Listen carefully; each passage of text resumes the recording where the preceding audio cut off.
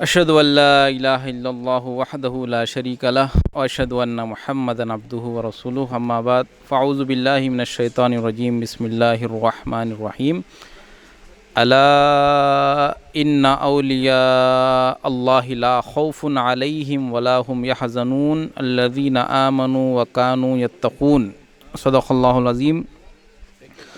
قال اللہ تبارک و تعالی فی شأن حبیبہ ان اللہ وملائکتہ یصلون علی النبی یا ایہا الذین آمنوا صلوا علیہ وسلموا تسلیما اللہم انا نحن نصلی علی سیدنا مولانا محمد وعلی آل محمد وبارک وسلم۔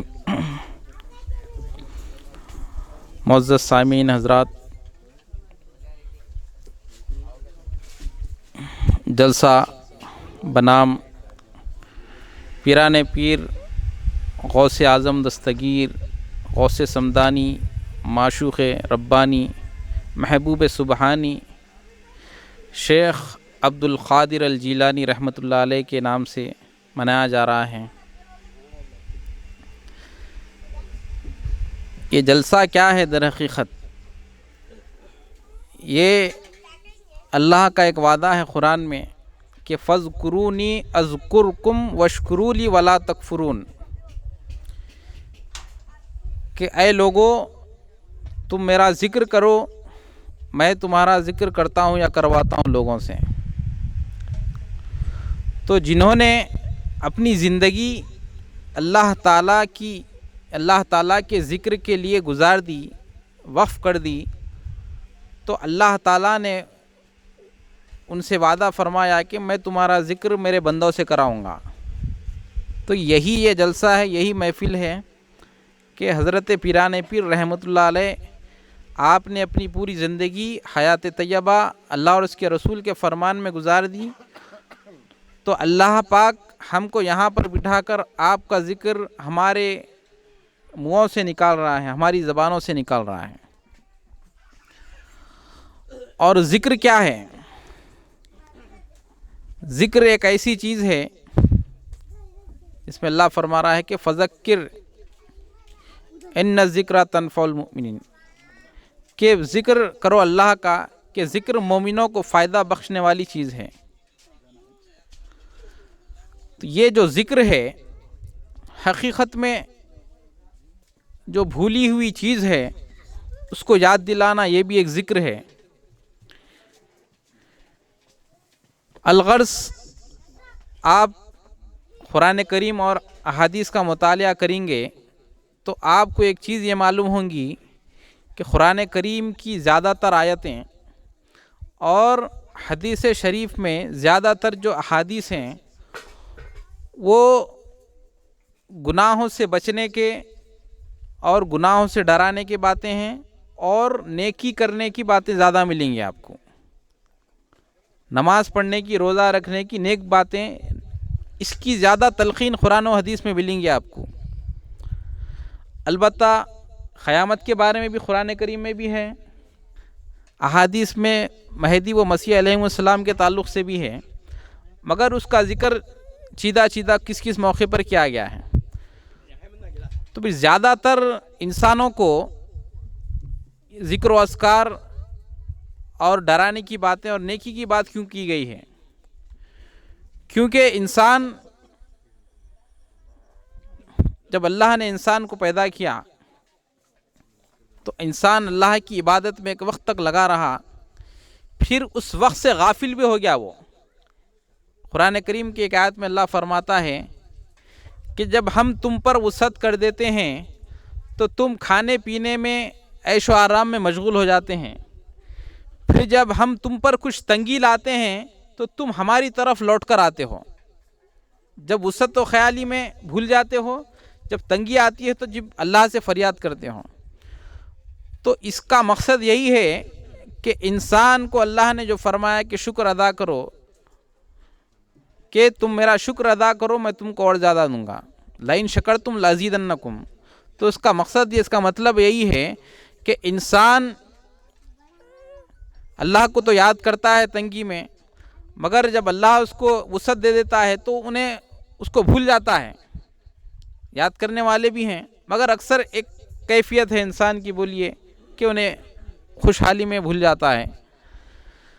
تو یہاں پر جو اللہ نے زیادہ تر جو بتائے ہیں جہنم کے عذاب اور جنت کا ثواب، اس لیے بتایا ہے کہ کیونکہ انسان بھولنے والا ہے اکثر چیزوں کو، اور ایک معمول بھی ہے لوگوں کا، نیکی کر کے یاد رکھتے، نیکی کر کے یاد رکھتے، گناہ کرے سو یاد نہ رہتا ان کو۔ فلاں ٹائم پہ میں ایسا کرا، فلاں ٹائم پہ چندہ دیا، فلاں ٹائم پہ کھانا کھلایا، یہ یاد رہتا انسان کو اچھی چیز، مگر گناہ کب کرا وہ پھر سوچنا پڑتا اس کو۔ تو اسی لیے انسان کیا ہے، ایک حساب سے ناشکرا ہے نے، اسی لیے اللہ تعالیٰ نے اس کو شکر اور بندگی کی طرف لانے کے لیے ذکر و اذکار، عبادت، روزہ، نماز، حج، زکوٰۃ وغیرہ اللہ تعالیٰ نے فرض کیا ہے۔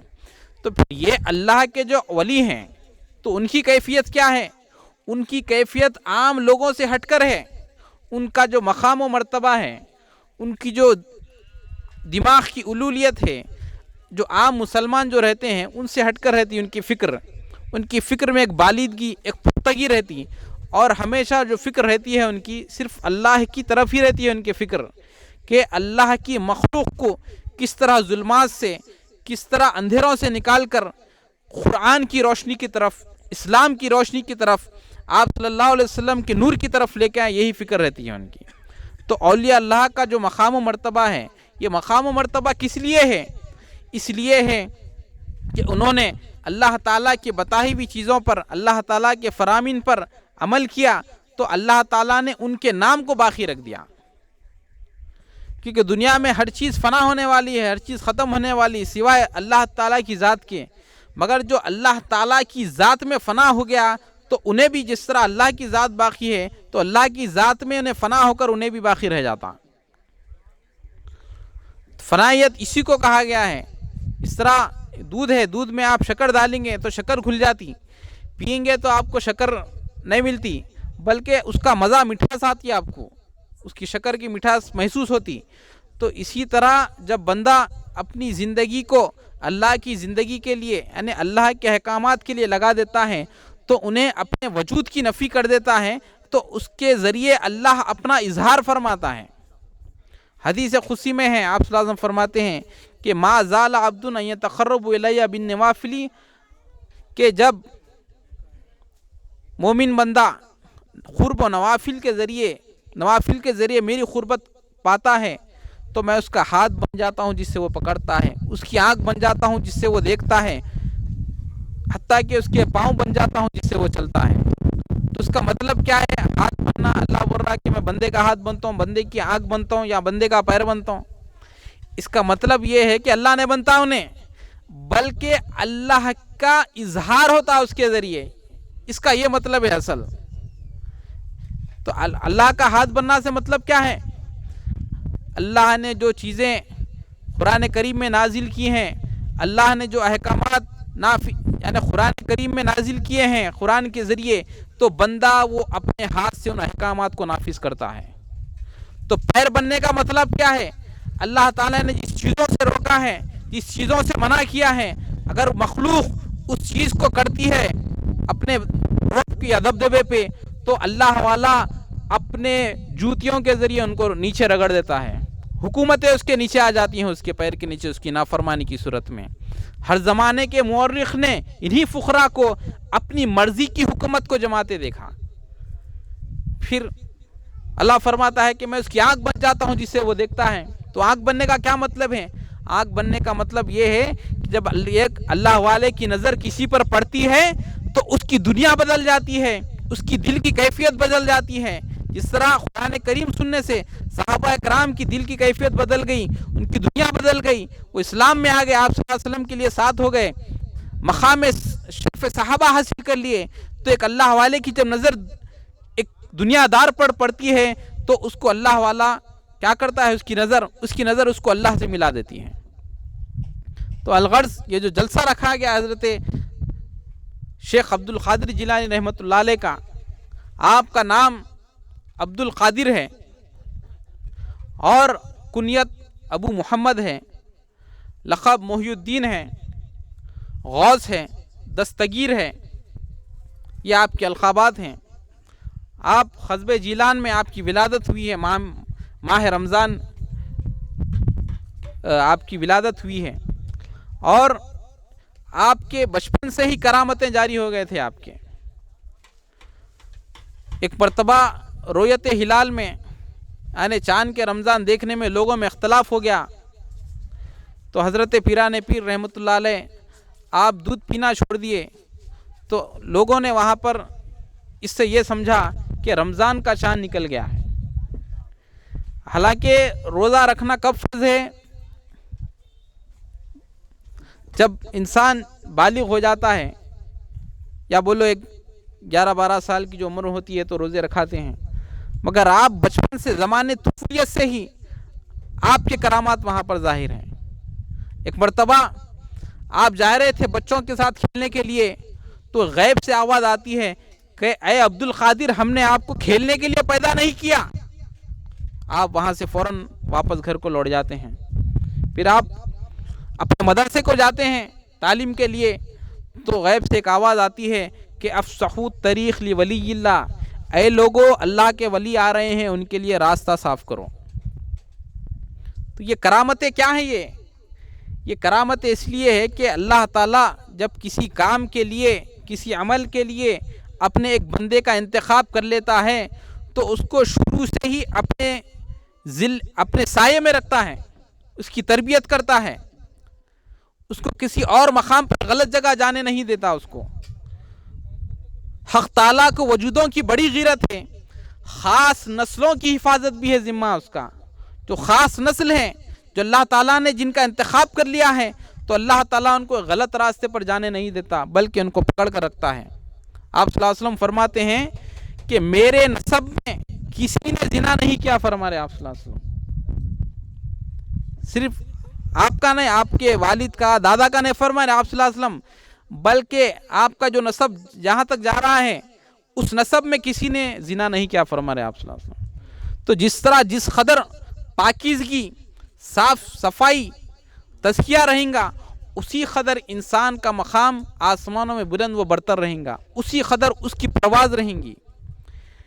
ایک جو وزن چیز ہے، وزن چیز ہوا میں نہیں اڑ سکتی، مگر ہلکی چیز ہے تو وہ ہوا میں اڑ جاتی انہیں۔ اسی طرح اللہ والے اس دنیا کی عیش و عشرت کو، خواہشات کو اس دنیا پر جھٹک دیے انہوں، جس کی وجہ سے انہوں اپنے وجود کو، اپنے مقام و مرتبے کو آسمان کی بلندیوں پر دیکھیں۔ یہ زمین کیا ہے؟ یہ زمین کیوں ٹکی ہوئی ہے؟ زمین کے اندر مقناطیس ہے۔ اس کے جو گریویٹیشنل فورس کیوں ہیں؟ مقناطیس رہنے کی وجہ سے ایک وقت یہاں پر ٹکی ہوئی ہے یہ زمین پر۔ تو اللہ والے اس زمین کی کشش سے نکل جاتے ہیں۔ اس زمین کی جب کشش سے ایک اللہ والا نکلتا ہے، تو اس کی سیر آسمان میں ہوتی ہے، اس کی سیر روحانی سیر بڑھ جاتی ہے، وہ آسمانوں میں پرواز کرتا ہے، کرتے کرتے حتیٰ کہ وہ اللہ سے جا ملتا ہے، اپنا وجود کو اللہ سے جا ملاتا ہے، اللہ میں اپنے وجود کو فنا کر دیتا ہے۔ فنا اتنا تو ہو جاؤں میں تیرے ذات عالی میں، جو مجھ کو دیکھ لے اس کو تیرا دیدار ہو جائے۔ صحابہ اکرام کا وجود کیسا تھا؟ اللہ اللہ فی اصحابہ، کہ ہر صحابی میں اللہ نظر آتا تھا۔ تو یہ کس طرح نظر آیا اللہ وہاں پر؟ انہوں نے اپنے وجود کو ختم کر دیا تو وہاں پر اللہ نظر آیا۔ اگر کوئی ایک سلیٹ ہے، اس پہ کچھ لکھا ہوا ہے، تو آپ اس پر کچھ لکھ نہیں سکتے، آپ بس کہ اس کو سلیٹ کو مٹانا پڑتا، پہلے مٹانے کے بعد لکھ سکتے آپ۔ اسی طرح اپنے پرانے عقائد کو جب تک حضرت قبلہ فرماتے ہیں کہ جو جورو چھوڑا، بچے چھوڑا، خاندان چھوڑا، قبیلہ چھوڑا، مال و دولت چھوڑا، مگر پرانا عقیدہ نہیں چھوڑا تو کیا بھی نہیں چھوڑا۔ تو لہذا عقیدے کی درستگی کیا ہے؟ یہ بنیاد ہے۔ جس کا عقیدہ درست ہے اس کا عمل بھی درست ہے۔ اور حضرت قبلہ کے پاس ایک صاحب ہیں، مبلغین بھی بیٹھے ہوئے تھے، آ کے بولے حضرت آپ کا کام بہت بہترین ہے، دعوت اسلام کا، غیروں میں کام کرنے کا، مگر آپ کے ذرا عقائد ذرا ایسے معلوم ہو رہے، ویسے معلوم ہو رہے بولے انہوں۔ تو حضرت قبلہ فرمائے ٹھیک ہے با، آپ ہمارا کام لے کے آگے بڑھیے۔ آپ صاحب چل گئے۔ جانے کے بعد حضرت قبلہ مبلغین سے فرما رہے ہیں کیا با، جس کا عقیدہ خراب ہے اس کا کام اچھا، ایسا ہو سکتا ہے کیا؟ جس کا کام اچھا ہے اس کا عقیدہ بھی اچھا ہے، جس کا عقیدہ اچھا ہے اس کا کام بھی اچھا ہے۔ عقیدہ اور عمل دونوں لازم اور ملزوم چیزیں ہیں، اسی لیے عقیدہ درست رکھنا چاہیے۔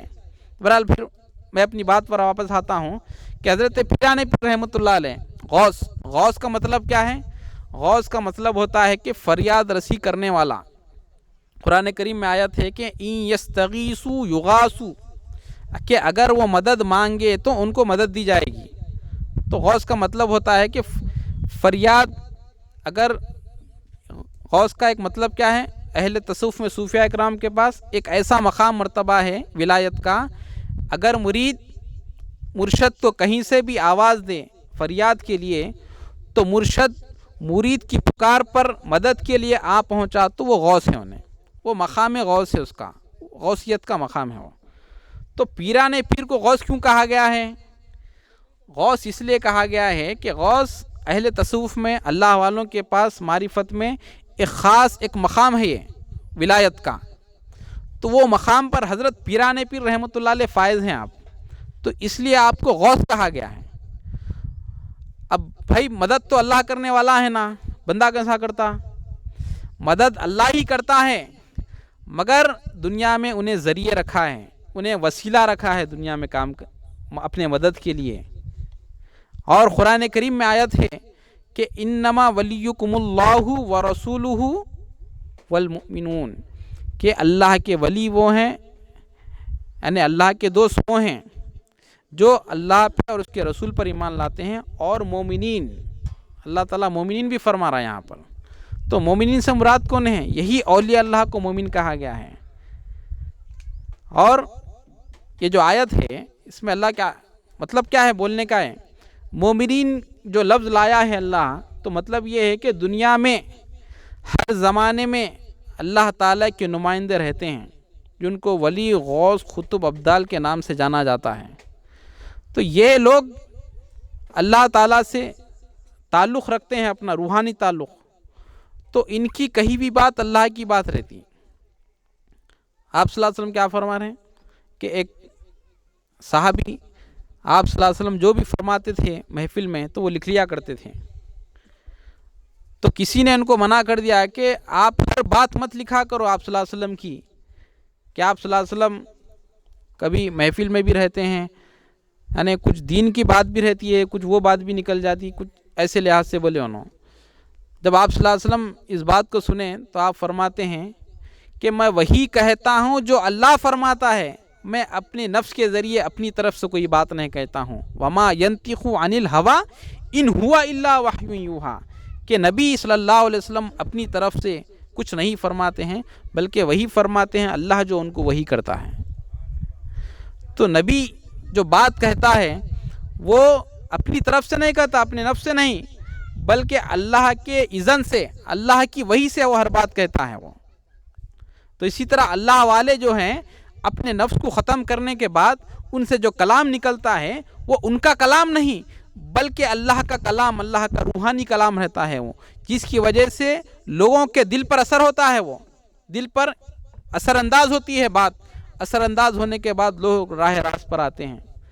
کہ آپ کا واقعہ ایک مشہور واقعہ ہے کہ جب ابتدائی علم حاصل کرے آپ اپنے گاؤں میں، قصبے میں، تو آگے تعلیم حاصل کرنے کا آپ کو شوق ہوا، تو بغداد، اس زمانے میں بغداد علم و عرفان کا مرکز تھا، تو آپ بغداد جانے کا ارادہ کیے اور والدہ سے اجازت لیا۔ آپ 40 دینار آپ ساتھ دے دیتے ہیں خرچے کے لیے، اور نصیحت کرتے ہیں کہ بیٹا کبھی جھوٹ نہ بولنا۔ تو جب آپ سفر کے لیے نکلتے ہیں کشتی کے ذریعے پانی کی، تو وہاں پر ڈاکوؤں کا حملہ ہو جاتا ہے، تو وہ حملے میں ہر کسی سے لوگ جس کو جو ملا وہ لوٹ لے رہا، چاقو بتا رہے، پیسے نکال لے رہے، جس دینار وغیرہ جو بھی تھے۔ تو ایک شخص پیران پیر رحمۃ اللہ علیہ کے پاس آیا اور بولا کہ کیا ہے تمہارے پاس، لاؤ نکالو۔ تو آپ بولے میرے پاس 40 دینار ہیں۔ بولے اب کوئی لوٹ نہیں آیا تو بولتے کیا میرے پاس ہے بول کے نیت بولتے نا۔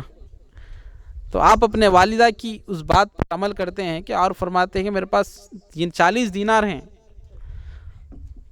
تو یہ بات اس پر ایسا اثر انداز ہو جاتی ہے وہ ڈاکو پر کہ لوگ تو ہم سے بچتے ہیں، نہیں ہے بولتے ہمارے پاس پیسے وغیرہ کچھ تجارت سامان، یہ لڑکا کیسا ہے کہ ہے بول کے بول رہا ہے یہ اپنے پاس دینار، تو وہ جو بڑا جو ڈاکو رہتا ہے وہ اس کے پاس لے جاتا ہے، لے کے حال واقعہ بیان کرتا ہے، تو وہاں پر آپ نصیحت کی باتیں کرتے ہیں پیرانے پیر، تو اس نصیحت کا یہ اثر ہو جاتا ہے کہ وہ تمام لوگ اپنے اس عمل سے تائب ہو جاتے ہیں اور پیرانے پیر رحمۃ اللہ علیہ کے ہاتھ پر اسلام قبول کر لیتے ہیں وہ لوگ۔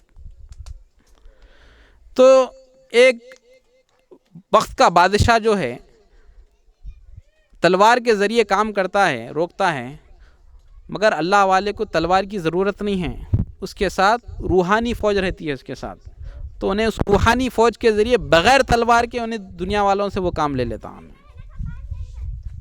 فخر کے ہیں معجزات تاج و سریر و سپاہ، فخر ہے میروں کا میر، فخر ہے شاہوں کا شاہ۔ یہ فقیری کے کیا ہیں معجزات؟ فقیری کے ایسے معجزات ہیں کہ فقیری میں ایسا کمال ہے کہ انہیں بادشاہوں کا بادشاہ، شاہوں کا شاہ ہے انہیں،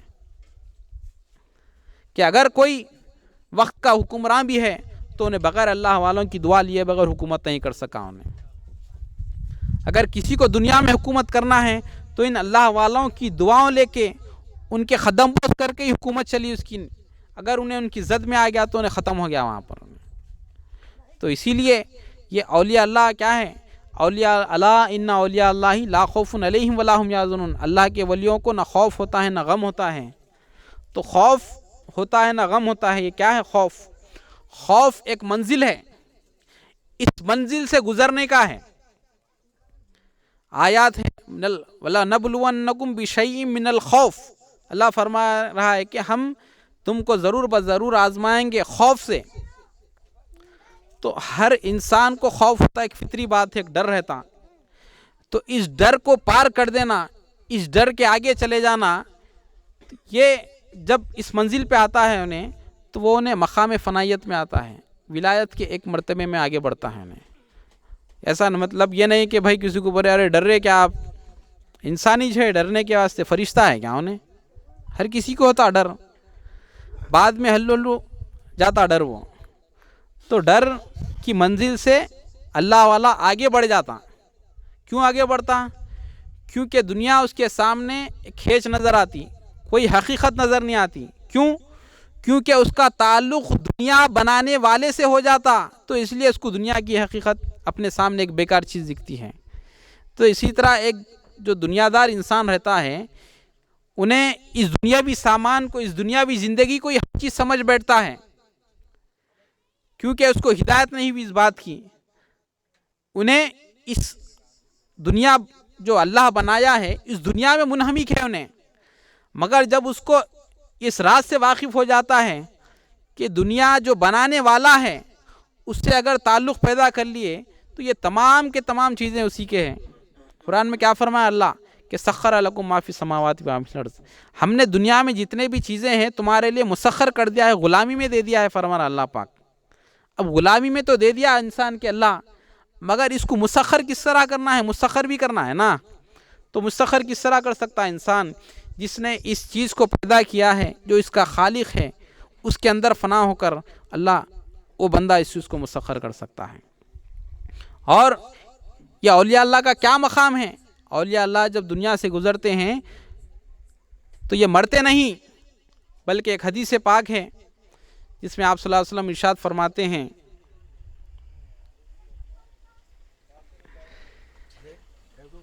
امام فخر الدین رازی رحمۃ اللہ علیہ تفسیر کبیر میں لکھتے ہیں، ایک روایت نقل فرماتے ہیں، اولیاء اللہ لا یموتون ولکن ینقلون من دار الی دار، یعنی بے شک اللہ عز و جل کے اولیاء اللہ مرتے نہیں بلکہ ایک گھر سے دوسرے گھر منتقل ہوتے ہیں۔ تو یہ اللہ کے ولی کیا ہے؟ مرتے نہیں، بظاہر تو گئے ہیں قبر میں، مگر قبر میں سے بھی انہوں اپنا کام جاری رکھے ہوئے ہیں، قبر میں جا کے بھی مسلمان وہی کرتا ہے زندگی میں جو کچھ وہ کیا کرتا تھا۔ بہرحال اور بھی بولنے والے لوگ ہیں، اللہ ہم کو سمجھنے کی اور عمل کرنے کی توفیق دے۔ وآخر دعوانا الحمدللہ رب العالمین۔